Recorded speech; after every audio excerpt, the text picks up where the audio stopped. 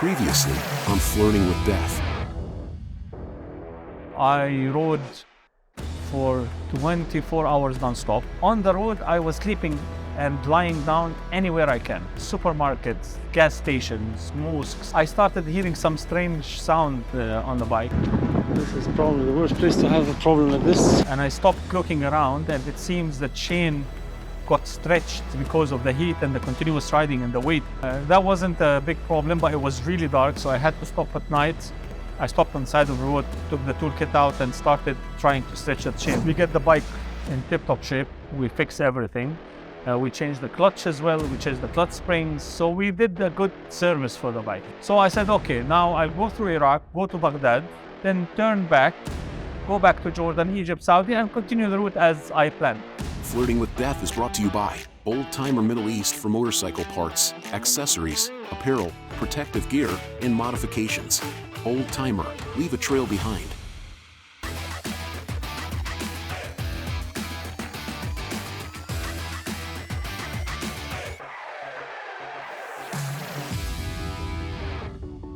Now the bike was serviced, I have the Iraqi visa. And again, the plan was to go to Iraq, go to Baghdad, come back to Jordan, to Egypt, Saudi, and back to UAE. The target was to reach a place called Tribil. Tribil is the border city. It's 400 kilometers to Tribil from Amman. So stopped at a gas station around 300 kilometers before the Iraqi border. It's very windy. Weather is good.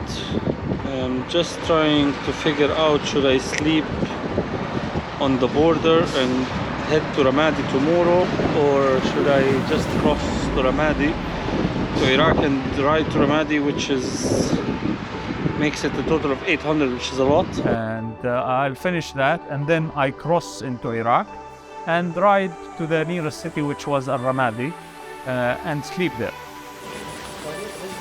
So this looks like a good place. I'm gonna stop here for a break, and I will continue to the border. I left a bit late. I went through, again, the heat's still there.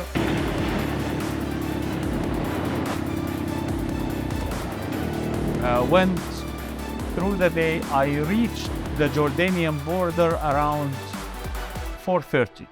So the Jordanian part is done. Then I cross into Iraq.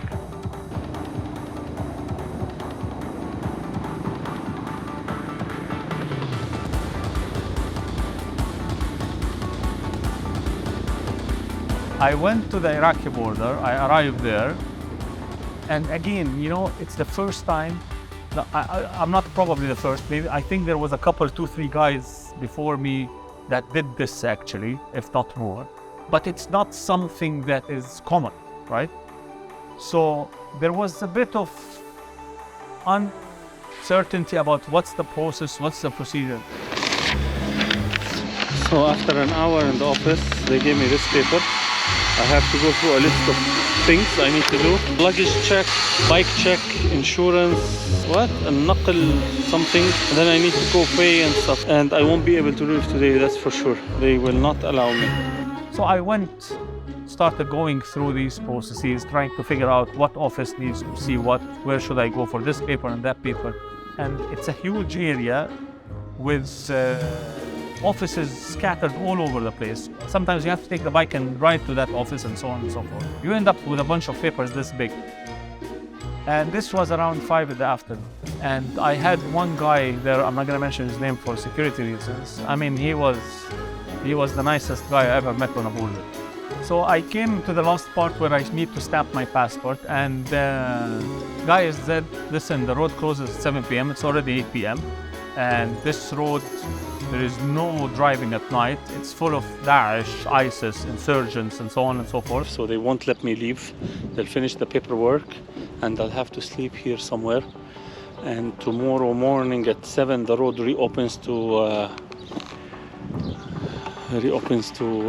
Ramadi and Baghdad, because Daesh gets very busy at night. So they won't allow anyone to ride that road during the night. So I'm now here in the customs center. They kept the passport with them. and which meant I will have to sleep on the border. The same guy that was helping me invited me to dinner and the shisha, which was very good. أول شيء يا عمي. حيا الله، حيا الله معلم وسام. حياك. نورت العراق. الله يخليك، نورنا بصحة. بنص أهلك. حبيب. Put me to sleep with the kitchen guys in the restaurant. So there is a small room with 5 mattresses, and he said you can sleep here tonight. So I slept there for the night. So I'm sleeping here tonight in the restaurant. There is a room. I'm sleeping in that room. Some stuff is here. On the second day, when I woke up, I started running to get the passport stamp. 6:10. Gonna prepare and move. I got everything done, and I was the first one on the border.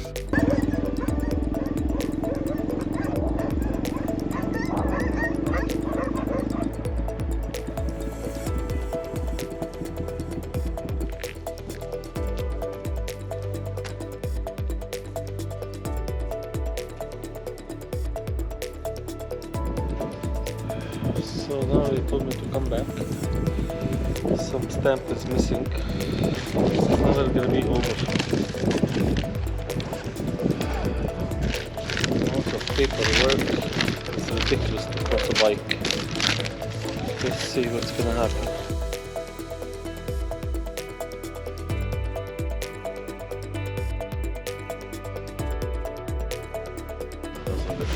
يا الله يسلمك شكرا.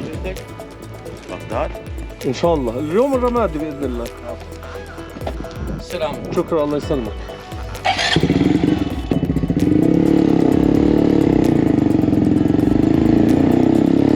I left the border and I head to Ramadi, which was around 400 to 500 kilometers.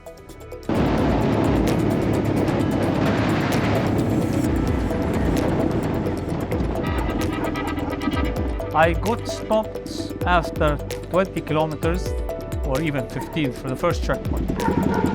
السلام عليكم. كيف حالك؟ الحمد لله. الله يخليك. شنو انت؟ رايح رمادي. رمادي، عراقي، امريكي، اردني. اردني؟ نعم. دراجة؟ الدراجة مالها؟ اي هذا. جواز عندك؟ ايه موجود. Again, lots of confusion. They don't know what they've seen. They don't know why. How did I reach the stage? اوكي.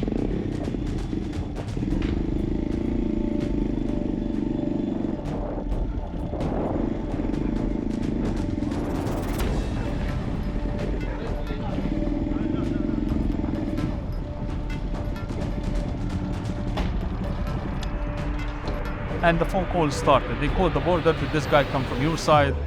They called the supervisors, so on. I've been here now for 3 hours on the same checkpoint. Not sure what we're waiting for. I guess something with approval or something like that. And these guys went, you can't continue on this road alone. And you have to have escort from the army because this is the most dangerous road in Iraq. At that point, they got me a Humvee with all the shebangs, the guns and the other.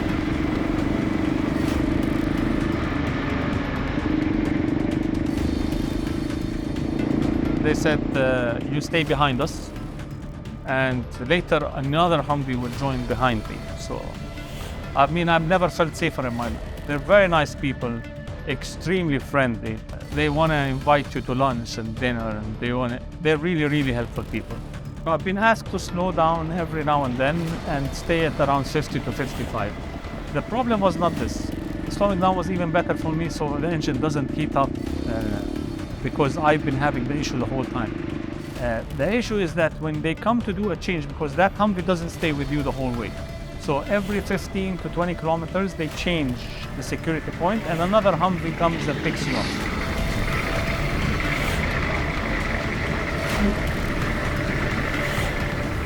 That exchange can take anything from 5 minutes to 2 hours. So every time you stop, it's 5 minutes, 15, 20, half an hour, sometimes 2 hours. So that route to Ramadi took a very, very long time. يعطيك العافية معلم. يعافيك هلا. تمام. الحمد لله. نعم يا اخوان. ممكن اخذ صورة للسيارة؟ اخذ. And the military was always excited about the bike, and they started mentioning other bikers that passed through this road. One of them was a friend of mine, Mahmoud Muwaffaq, and he showed me his picture, and I told him I know him, and then I called him, and the guys started talking to each other. So it was nice, like knowing somebody that knows somebody.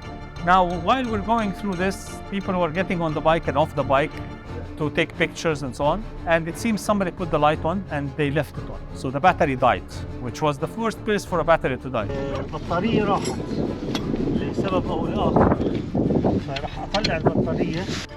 I had a jump starter to jump start it, but the guy suggested pushing me.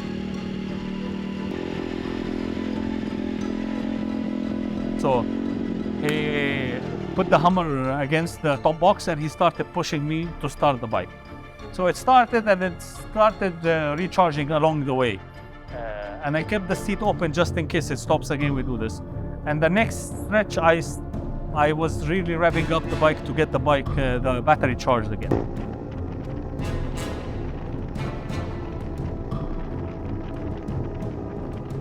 That was the only issue I had. At around 8 to 9 o'clock at night, they started saying you need to stop. Now we are very close to Ramadi already. The sort of dangerous zone is almost over.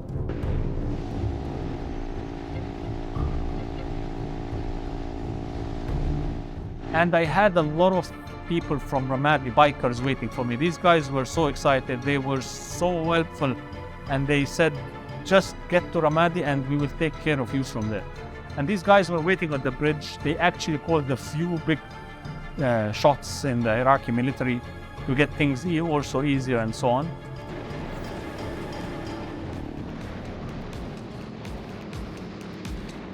So we went, these guys took me to dinner. I slept in their house. We went for a shisha and then went back to their house and slept there. Second morning, they took me around Ramadi, showed me Ramadi.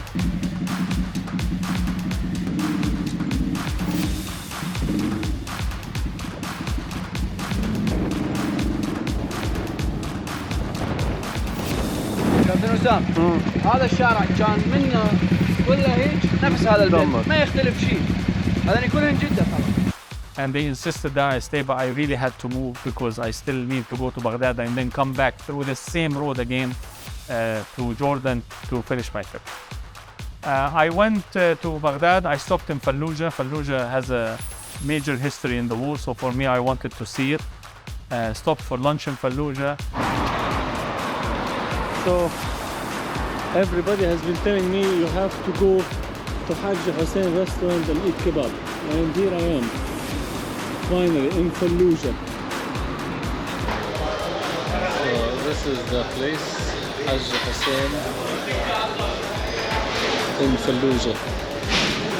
And for me, Fallujah was a dream to be here. I heard so much about this place. So soup is served. They're known for kebabs and stuff like that. So let's see.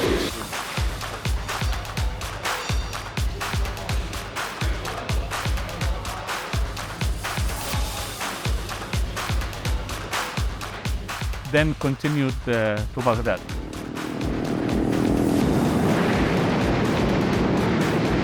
In Baghdad, I stayed in a hotel, but a lot of bikers there asked me to come and stay with them. But to be honest, I wanted to stay in a hotel for a couple of days. And I met all these guys. We talked about the trip and the plans, and they gave me some nice routes in Iraq to do. I did some work on the bike, just small adjustments here and there. And I spent 2 days in Baghdad, going to see Baghdad, going around and fixing a few things.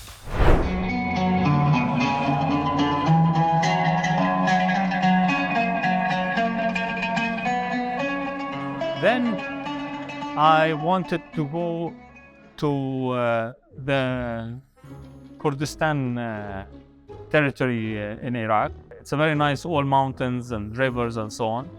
So I said I would just reach Erbil or Sulaimaniya and come back.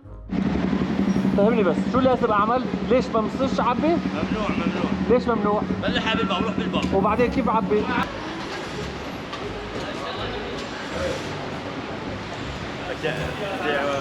عراقي لو لا جاي من الامارات. ترى حالة؟ ايه نعم. استاذي السلام عليكم. الاخ هنا فلسطيني رايح رحاله تركيا بالدراجه. فبنزين ما يمشي هذا العاده الا المخصص بيها مجال. بنزين هو بس. بنزين عادي عادي. ما الدراجة هاي عليها سبيشل. لا حبيبي اسمح لي انا شغلت الدراجة الله يخليك 4 سنين صار لي على الدراجة. 4 سنين صار لك بالدراجه؟ نعم. قالوا البنزين مالنا شو؟ مو حاله شوي في البنزين هذا التركي.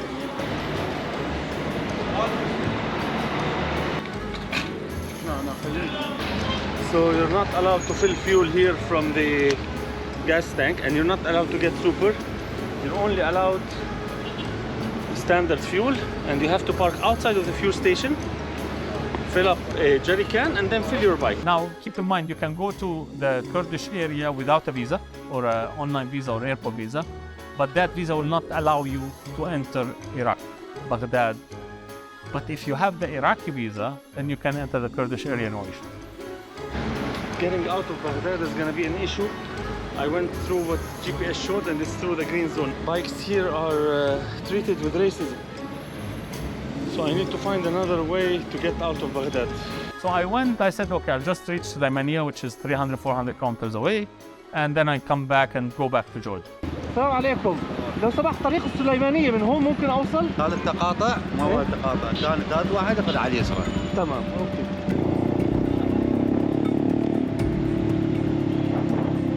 This road has no fuel whatsoever. So I stopped at a gas station, not fuel. Luckily I have my trusty giant loop. I will just fill up. And that's it.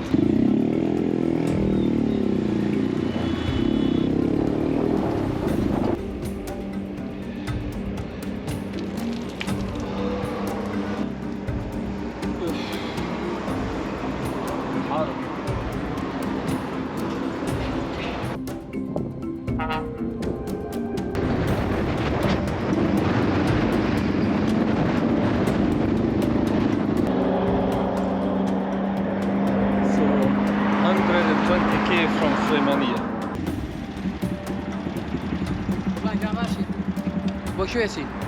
I'm checking in.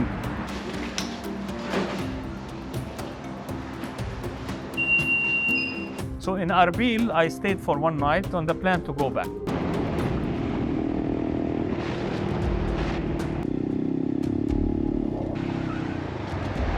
On that day, there was 2 bombings. One in Basra for the Turkish embassy there. There was another bombing happening in Duhok, which is 200 kilometers away from me. It's a city nearing the border of Turkey, again Turkish embassy. And there was talks about closing the borders. At this point, I was really in a bad situation. And Turkey started saying they're going to close the border. They want to close the border with Jordan as well. Then all hell broke loose, and there were some riots, and they broke into the green zone in Iraq where all the ministries are and so on. At this stage, I started to get worried of getting stuck in Iraq because now things are out of control. It was all good and nice, and suddenly things changed. I was so close to the Turkish border, it made no sense for me to go back. So I've decided I'm going to go to Turkey. In the next episode of Flirting with Death. Now the plan is all gone, right? It's a completely new plan. I don't know what to do. And I pushed through Ibrahim and Khalil border. هذا الباب ابو جوا العاصبة عاصبة. At the border again, confusion.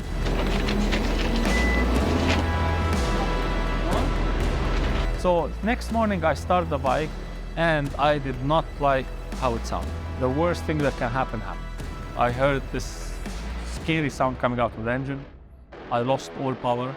Every single light on the dashboard went on. Heat went up intensely, suddenly went all the way up.